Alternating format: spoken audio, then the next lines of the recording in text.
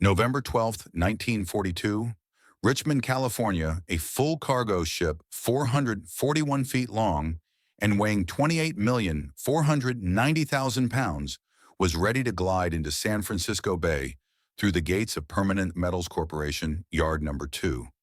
The ship had been built in just 4 days, 15 hours and 29 minutes in regular shipyards. Master builders used to take 6 to 8 months to make ships of the same size, going back to before the American Revolution. But here a full Liberty ship was ready for duty. Over 1,000 workers stepped back from the hull of the SS, Robert E. Peary. These were not the usual shipwrights or skilled sea craftsmen, but people who had been secretaries, farmers, housewives, and laborers who had learned how to weld only a few weeks earlier. A crowd of officials, reporters, and rival shipyard owners had come to see a moment that would set off a deep change in industrial production, a planned revolution in American manufacturing skill. That would be felt for decades. The math of Allied victory was being written not in war plans, but in production numbers that would break every old belief ship experts had about building limits, time schedules, and what industry could do. The change had started on December 27, 1940, when Henry J. Kaiser signed his first ship contract. He was a man who had never built a ship or run a shipyard and had spent his life moving dirt and pouring concrete for giant dam projects all over the American West. Yet here was a 58-year-old builder who had just promised the United States Maritime Commission he would build 30 cargo ships for the British government within 2 years. Old shipbuilders called him a foolish dreamer.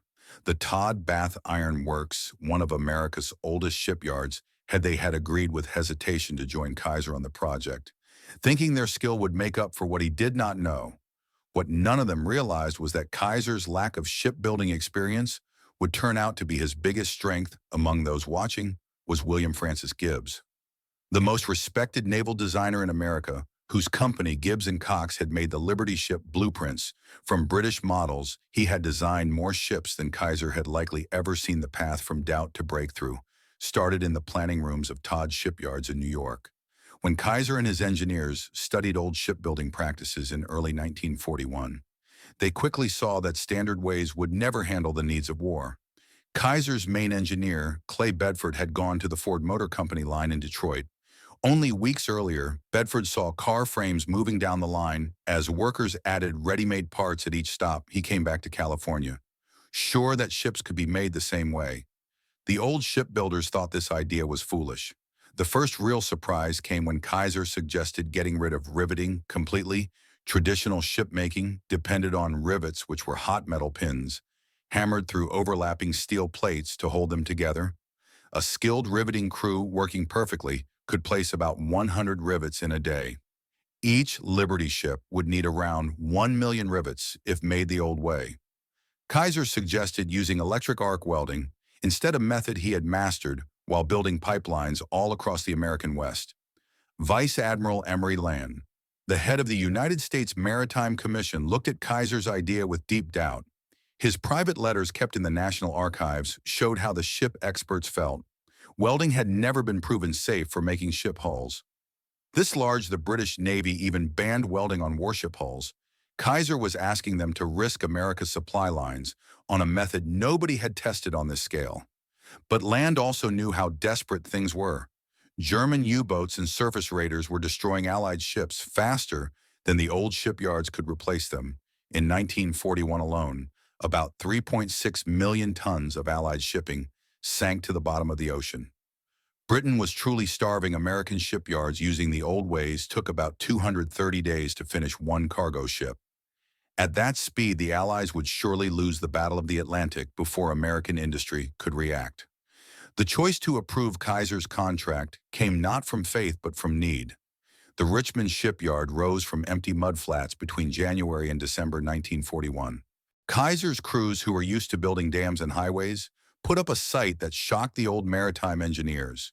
Instead of giant gantry cranes and long, narrow ways seen in normal shipyards, Richmond had something totally new. The yard was planned like a car factory. Open zones for prefabrication surrounded 7 side-by-side buildings. Ways railroad tracks crossed the area, built to move huge steel pieces weighing up to 150 tons. Overhead cranes that could lift full ship sections stood every 100 feet. John Riley, the main naval designer for Bethlehem Steel, and a 30-year shipbuilding expert, visited the Richmond Yard in May 1941. His secret report at that time mixed sharp critique with quiet praise. Kaiser has broken every rule of good shipyard design I learned in 30 years of work. His prefabrication zones are way too large. His crane power is far too high. His building ways are too short. But I have to say the place is made for exactly what he says. Fast joining of prefabricated parts. The coming of workers began the next stage of change. Old shipyards used to hire people from sea towns, where skills passed from father to son over generations. Kaiser placed ads in papers all over America, offering pay 20% higher than usual, and the promise to train anyone ready to work. The first groups came to Richmond in August 1941. The breaking down of complex jobs into simple, repeated steps taken straight from assembly line methods turned out to be incredibly powerful. By October 1941, Kaiser had over 10,000 workers in Richmond, with less than 200 having any past ship work. Normal welders trained for 4 years as learners to master full skills. Kaiser's teachers showed clear steps for clear jobs in about 2 weeks. Workers did not need to know how to weld everything, only how to weld the upright seams on bulkheads or flat deck plates or the curved parts of hulls, which they repeated over and over as workers gained practice through late 1941 and early 1942. Something surprising started happening. The time needed to build Liberty ships dropped fast. Kaiser's first Liberty ship took 197 days to finish and hand over. The second took 169 days. The fifth took 128 days. The 10th took 97 days. By spring 1942, Richmond was turning out Liberty ships in about 70 days on average. Traditional old shipyards watched with rising worry as this untrained group reached building speeds equal to their own expert crews. The prefabrication plan that the old builders had laughed at now proved how strong it was. Instead of making ships from the bottom up, in order, Kaiser's yards built full parts at the same time across the site. While one crew made a bow section in the prefabrication zone, others built stern parts, deck houses, engine rooms, and bulkheads. All at once, when the pieces were done, huge cranes moved them onto the building, ways where welders joined them together. Albert Wooding, who supervised production at Richmond Yard, Number 2, explained the process in a 1943 talk with Fortune magazine in regular shipbuilding. You cannot put in the engine until the engine room is done, and you cannot build the engine room until the hull is finished. Everything goes one step at a time. Kaiser's method allows side-by-side work. While one team welds hull plates, another team builds the engine somewhere else. When both are ready, we lower the finished engine into the finished room and weld it in place. Jobs that once took weeks now take hours. The numbers from parallel production showed results that seemed unreal to the old builders. A normal shipyard might have 50 workers trying to install an engine over 3 weeks, working tight inside a half-built room. Kaiser's prefabrication plan gave 200 workers the job of putting together the whole engine and its frame in an open space in 5 days. Then cranes set the full unit in place in one 8-hour move. What troubled the old maritime leaders even more was how easily centuries of shipbuilding customs were thrown away. Ships had always been made from precise blueprints, showing every tiny part. Kaiser used simpler sketches that gave only main sizes and left smaller choices to the workers' judgment. Old builders saw this as careless. Kaiser called it being flexible. Vice Admiral Howard Vickery, who was vice chairman of the Maritime Commission and a lifelong naval officer, first fought hard against Kaiser's simpler plans. His change from doubter to believer, recorded in meeting notes, showed how real results can defeat theory. In January 1942, I rejected Kaiser's idea to cut back drawing details. Ships are not cars. Building them needs accuracy, but by March, Kaiser's yards were making 40% more ships than our old builders. By June, that lead had grown to 70%. I learned that chasing perfection stops progress. Kaiser's ships were not pretty. They were good enough, and ships that were good enough carried more cargo than perfect ships. Still, 1942, rivalry grew among Kaiser's 7 shipyards across California, Oregon, and Washington. His son Edgar, who was vice president and general manager leading all Kaiser shipyards with special focus on the 3 Pacific Northwest yards, ran the Oregon Shipbuilding Corporation in Portland. Clay Bedford was in charge of the Richmond yards in California.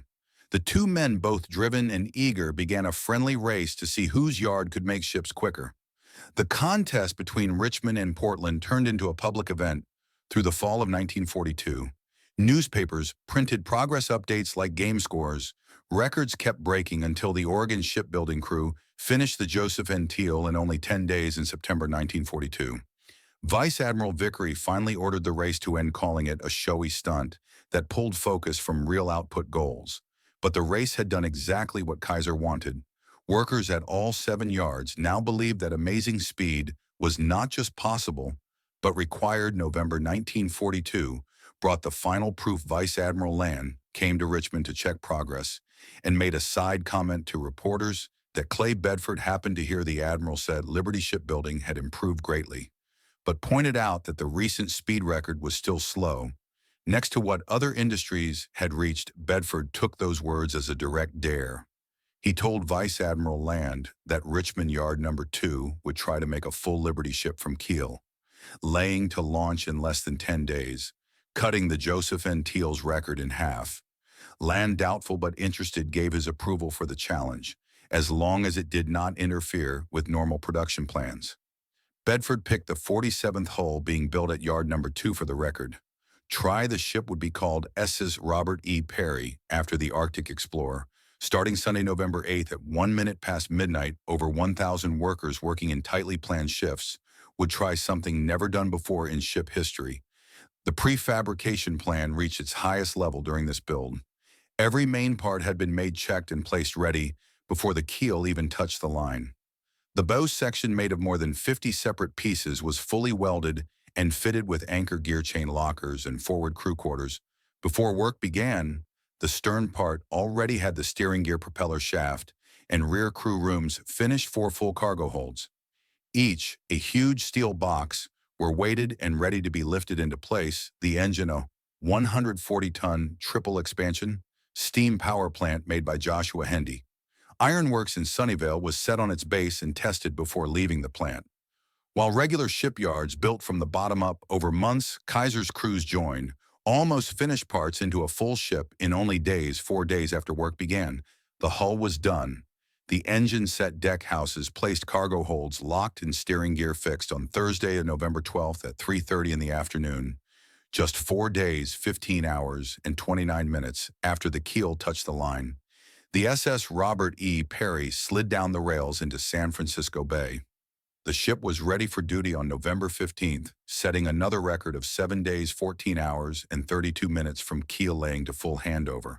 The watching crowd included maritime officials, military officers, rival shipyard owners, and reporters from all over America filled the area. Many came expecting to see either a failure or a ship that looked finished but was not ready to work. Instead, they saw a fully working vessel that needed only small final touches. Before service, Vice Admiral Land, who was there for the launch, gave a short speech captured on newsreel film. His words showed how even the old maritime leaders now had to admit everything was different. 6 months ago, I would have said this could never happen. The old shipbuilding lessons built over 3,000 years said, you cannot make a real ship in 5 days. Henry Kaiser has made those lessons useless. The United States Maritime Commission will now order all shipyards under contract to use these methods. The effect on old shipbuilders was deep and instant. The same yards that had mocked Kaiser as a clueless outsider just a year and a half earlier now sent their engineers to learn from him, the head of the New York Shipbuilding Corporation. One of America's oldest and proudest yards went to Richmond in December 1942. His secret report to his board showed complete surrender of old ideas. Kaiser has done what we thought could not be done by refusing to believe in our limits. He saw shipbuilding as a production problem, not a craft tradition. He made things simple where we demanded perfection. He made things uniform where we made them special. He trained crowds of new workers where we raised slow experts. The result is ships made in 1/10 the time and at 2/3 the price. We must copy his ways or fade away. By early 1943, Kaiser's reach had changed American shipbuilding completely. 18 shipyards around the nation were making Liberty ships using welding and prefabrication. The average time to build had dropped from 230 days at first to only 42 days by the middle of 1943. The United States was turning out 3 Liberty ships every day, more weight than German submarines could destroy. But maybe the strongest blow to the old shipbuilding powers came from the kind of workers Kaiser used. The tens of thousands of women, minorities, and untrained people who built these ships were living proof against the old guild system that had ruled the trade for ages at peak speed. In 1944, Kaiser's 7 yards had about 196,000 workers. Of these, more than 40,000 were women, an amazing share of all female industrial workers. By mid-1944, women made up 27% of Richmond's work crews. The 3 Northwest Kaiser yards together had over 31,000 women by that year. Black workers counted in the tens of thousands, working in skilled jobs like welding, fitting, crane driving, and even managing a level of workplace mixing almost unseen in 1940s America. The opening of skilled work to everyone that Kaiser started carried meaning far beyond the needs of war, showed how Kaiser's methods proved that complex factory work could be done by trained people instead of lifelong craftsmen. His shipyards broke old ideas about labor skill and industry. Christmas 1943 gave another clear look at Kaiser's new work culture. While old shipyards stopped for a day or two, his yards kept running, but not without care for the workers, instead of just forcing shifts. Kaiser's team made the holiday feel real at the Richmond yards. They served Christmas dinners in the cafeterias with turkey ham and all the usual foods free for those on duty. Local churches sent carolers, and the Richmond Municipal Band played Kaiser. Himself came to greet workers and thank them face to face. By mid-1944, his 7 shipyards had turned out more than 800 Liberty ships, and his ideas had spread far beyond them across the 18 American shipyards. Making Liberty ships over 2,400 had been launched by then. Victory ships, larger and faster, joined the line in 1944, using the same welding and prefabrication ways between 1941 and 1945. American yards built over 5,500 vessels, about 53 million tons of shipping. The size of that output stunned everyone. Even today, it remains a record of scale and speed. Commander Joseph Kenworthy of the Royal Navy, serving with the British Admiralty Group in Washington, watched the American buildup with awe and envy. His official reports, later released in the 1980s, captured the British view of American industrial strength. The United States is producing merchant ships at a pace greater than the combined capacity of all other nations. Kaiser alone turns out more tonnage each month than the entire British shipbuilding industry. The methods are rough by Admiralty standards. The ships lack elegance, but they float, they carry cargo, and they exist in the thousands. The Royal Navy builds the finest warships in the world through traditional craftsmanship, taking years for each vessel. The Americans build adequate ships in weeks. Adequate multiplied by thousands overcomes perfection multiplied by dozens. But the most remarkable part of Kaiser's transformation came after the war ended. Traditional experts predicted the wartime shipbuilding surge would collapse, leaving tens of thousands jobless and hundreds of costly facilities deserted. The forecast proved partly right. Liberty ship production ended in September 1945. By December, Kaiser's workforce had fallen from 200,000 to fewer than 20,000. The Richmond shipyards that had once employed 100,000 workers stood mostly vacant by spring 1946. Yet the expertise created during the emergency program endured. The prefabrication, welding, and parallel assembly techniques Kaiser pioneered became standard practice in world shipbuilding. When Japan and South Korea rebuilt their maritime industries in the 1950s and 1960s, they studied Kaiser's Liberty ship program and used his methods as the foundation of their yards. The massive shipbuilding centers in Ulan, South Korea, and Nagasaki, Japan, that later ruled global ship construction for decades, were direct descendants of Richmond's groundbreaking system. John Bunker, professor of maritime history at the State University of New York Maritime College, described Kaiser's enduring influence in his landmark 1972 study. Kaiser entered shipbuilding as an outsider, unaware of maritime tradition, unrestrained by convention wisdom, and ready to use manufacturing methods that the old industry thought unfit for ship construction. In 36 months, He built more ships than America had built in the entire previous century. More importantly, he changed forever the way ships would be built around the world.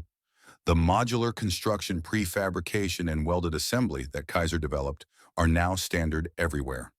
Every modern shipyard, whether making container ships in Korea, oil tankers in Japan, or cruise ships in Europe, uses methods that came from Kaiser's Liberty Ship program. The size of Kaiser's success can be seen in the numbers that show both the vast scale and the amazing results. Production records show 1,710 Liberty ships built across 18 American yards between 1941 and 1945, an average of 1.8 ships per day at the height of production. Kaiser's 7 yards alone built 1,490 ships, making up 27% of all American wartime merchant ships built under maritime commission contracts.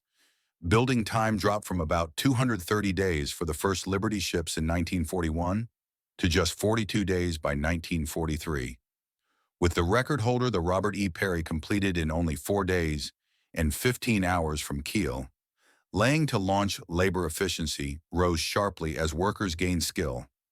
The first Liberty ships took about 1.1 million worker hours to finish by 1943. The average had dropped to about 486,000 hours per ship.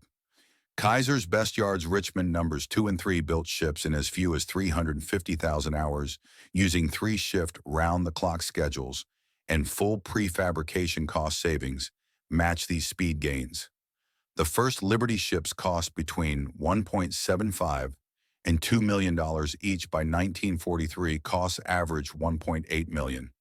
Even with higher wages and material prices showing greater efficiency and learning effects, each Liberty ship displaced 14,245 tons fully loaded and carried 10,800 tons of cargo, able to move 2,840 jeeps, 440 tanks, or 230 million rounds of ammunition in one trip, powered by triple expansion steam engines that were purposely old-fashioned yet reliable and easy to build. The ships reached speeds of 11 knots, enough for convoy duty training. Efficiency was equally impressive. Kaiser schools trained workers for specific tasks in about 2 weeks. The fastest programs turned out skilled spot welders in just 10 days more. Complex jobs like crane operators or ship fitters took 4 to 6 weeks, compared with traditional maritime apprenticeships lasting 4 years for basic skill and 10 years for master level. The key difference was focus on specialization instead of broad training. Traditional apprentices learned every part of shipbuilding. Kaiser's workers mastered only specific. It was transformed into a coastal freighter and continued operating into the early 1970s. The repeatable task model that trained workers for specific operations hundreds of times proved its worth. The battle casualty rate among Liberty ships confirmed their strength. Despite doubts about rapid construction, of the 2,710 ships built, around 200 were lost to enemy action, a loss rate of 7.4%. This compared well with pre-war merchant losses and showed that welded construction, though once doubted, produced seaworthy vessels. A few ships suffered structural failures from welding flaws. 3 Liberty ships broke completely in half because of brittle fracture, equal to 0.1% of total production. Nearly 1,500 serious fractures occurred across the fleet, but full breaks were rare. These incidents led to better welding methods and stronger steel standards that solved the issue by 1944. Longevity figures gave the final proof of Kaiser's success. Liberty ships designed for 5-year lives lasted far longer. Many sailed for decades after the war. The SS John W. Brown, built in 1942, remains an operating museum ship in Baltimore in 2024. 82 years after launch, the SS Jeremiah O'Brien, also built in 1942, is preserved in San Francisco and took part in the 50th D-Day commemoration in 1994, sailing to Normandy under its own power.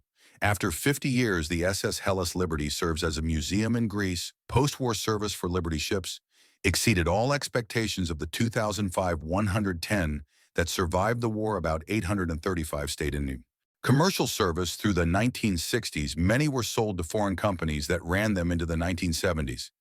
The SS Albert M. Bow, the final Liberty ship, completed on October 30th. 1945, was not scrapped, but converted and sold in 1964. For $1,557, it became the fish cannery ship Star of Kodiak in 1965 and remains today as the landlocked headquarters of Trident Seafoods in Kodiak, Alaska, still in existence 8 decades after construction. The economic impact of the Liberty Ship program extended across American industry. The massive steel requirements drove expansion of steel production capacity, particularly on the West Coast, where Kaiser built the Fontana Steel Mill, specifically to supply his shipyards. This mill, completed in 1942, 5 months ahead of schedule, produced approximately 700,000 tons of steel annually and established California as a major steel-producing region. For the first time, the magnesium required for incendiary bombs and aluminum for aircraft were produced in Kaiser plants, built to support the integrated war production. Employment effects rippled through communities across California, Oregon, and Washington. The city of Richmond, California, grew from a population of 23,000 in 1940 to over 100,000 by 1943, driven entirely by shipyard employment. Kaiser built Vanport City in Oregon, which briefly became the state's second-largest city, with a population exceeding 40,000, all of whom worked in shipyards or supporting industries. These boom towns, while temporary, demonstrated the transformative effect of concentrated industrial investment. Healthcare innovation emerged as an unexpected legacy of Kaiser's shipbuilding program to provide medical care for his massive workforce. Kaiser partnered with physician Sidney Garfield to establish prepaid healthcare programs that eventually evolved into Kaiser Permanente, one of America's largest health maintenance organizations. The model of prepaid preventive healthcare, pioneered in the shipyards, influenced American medical practice for decades and served over 12 million members by the early 21st century.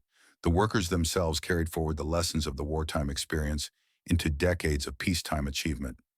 The shipyards gave thousands of young people, especially women and minorities, opportunities to develop capabilities they would never have accessed through conventional career paths. Those opportunities opened doors that stayed open for the rest of their lives. The technological innovations developed during the Liberty Ship program influenced industries far beyond maritime construction. The welding techniques refined under wartime pressure became standard in structural steel construction, petroleum refining equipment, fabrication, and pressure vessel manufacturing. The prefabrication approaches pioneered at Richmond influenced construction practices in housing, bridge building, and industrial facilities. The organizational principles of parallel production, simplified specifications, and rapid worker training became foundational concepts in operations management and industrial engineering. Education professor Michael Porter at Harvard Business School, analyzing American industrial competitiveness in 1985 study, identified the Liberty Ship program as a crucial case study in rapid capability development. Kaiser demonstrated that industrial capacity is not fixed, but can be created quickly when necessity demands it. The United States entered World War II with minimal merchant shipbuilding capability. Within 24 months, American yards were producing more tonnage than the rest of the world combined. This proved that industrial infrastructure, workforce skills, and production systems could all be developed at unprecedented speed when properly organized. That lesson has relevance beyond wartime emergency. It suggests that perceived limitations on industrial capacity often reflect organizational and conceptual constraints rather than physical impossibilities. The psychological transformation that the Liberty Ship program created among industrial managers and engineers proved as significant as the physical ships produced. Before Kaiser, manufacturing executives accepted conventional wisdom about production limits, skill requirements, and organizational structures. Kaiser demonstrated that conventional wisdom could be wrong and that breakthrough performance required questioning fundamental assumptions. The Liberty Ship story ultimately stands as testament to a profound truth about human capability and industrial possibility. The ships themselves, while crucial to Allied victory, mattered less than what their construction proved. Ordinary people given training and opportunity could achieve extraordinary results. Complex products previously requiring years of craft tradition could be manufactured in weeks using systematized processes. Industries resistant to change for centuries could be revolutionized in months when necessity and innovation combined. Admiral Chester Nimitz, commander of the Pacific Fleet, reflected on the strategic impact of American maritime production in his post-war memoir, published in 1960. We fought across 5,000 miles of Pacific Ocean, supplied by ships built faster than the enemy could sink them. Japan's military planners assumed American industrial capacity was impressive but finite. They believed that if they sank enough ships eventually, American logistics would collapse and we would be forced to negotiate. They failed to account for Henry Kaiser. By 1944, we were replacing shipping losses faster than they could inflict them. The mathematics of attrition favored the side that could build 3 ships daily over the side that could sink 2 ships daily. Industrial capacity, not martial valor, determined the outcome. The Pacific War was won in the shipyards of Richmond, Portland, and Baltimore, as much as on the beaches of Iwo Jima and Okinawa.